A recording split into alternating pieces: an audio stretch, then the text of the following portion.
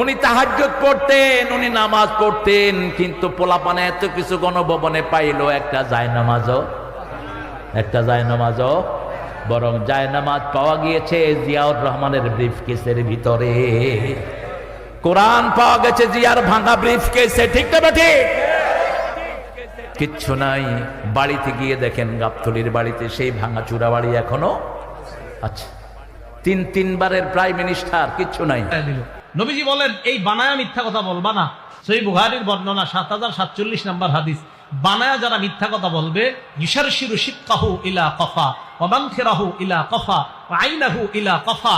একজন ফেরেশতা কিয়ামত পর্যন্ত লোহার একটা চিরুনি দিয়ে, কাল্লুবিন মিন হাদিদ, লোহার একটা চিরুনি দিয়ে এই থুতনি থেকে এই পর্যন্ত আগ দিবে, নাকের এই ছিদ্র থেকে এই পর্যন্ত, চোখের এই অংশ থেকে এই পর্যন্ত, এই তিনটা ছিদ্র, এই তিনটা দাগ দেওয়ার পর রক্তে রক্তাক্ত।